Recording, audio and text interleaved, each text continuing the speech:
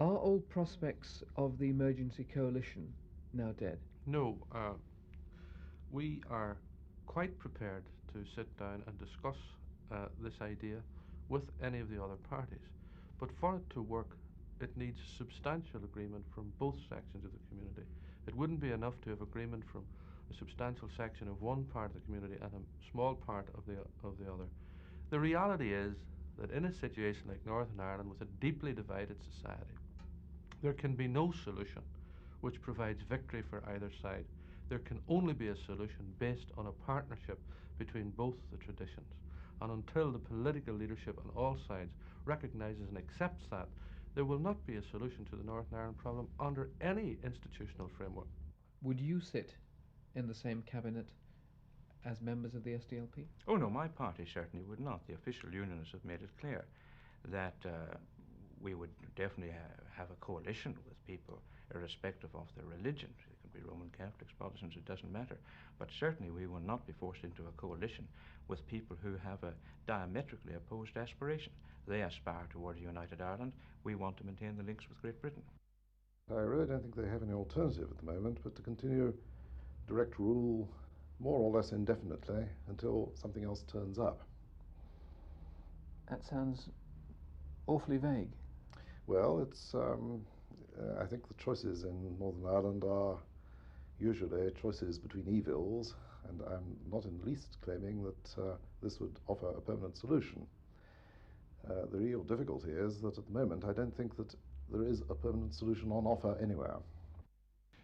If we had integration, I think the people of Northern Ireland of both communities would draw the conclusion it was most unlikely they were ever again going to get any form of devolution or the chance of running their own affairs.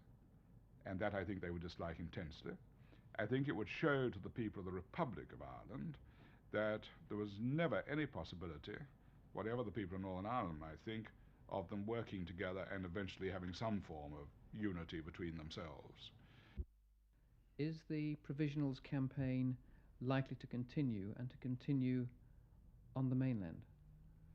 Well, as to whether it would continue would depend on whether the British government would have taken a decision in principle to disengage both militarily and politically from Ireland. And in the absence of such a decision, well then one presumes that the struggle would continue.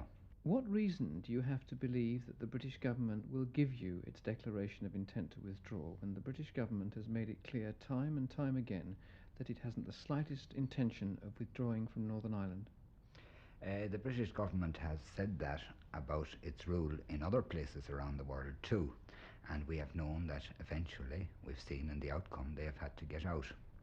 Has the British government or any of its representatives given you any indication that it intends to withdraw from Northern Ireland? Well, you will understand that the talks that have taken place are indeed confidential, and there is no intention on the part of the Republican movement to breach those confidences. The reality for me is that if loyalists will not share power inside the United Kingdom, I don't see the likelihood of them sharing it outside the United Kingdom, particularly with the added economic difficulties that an independent Northern Ireland would have. The majority would be continually afraid of the South.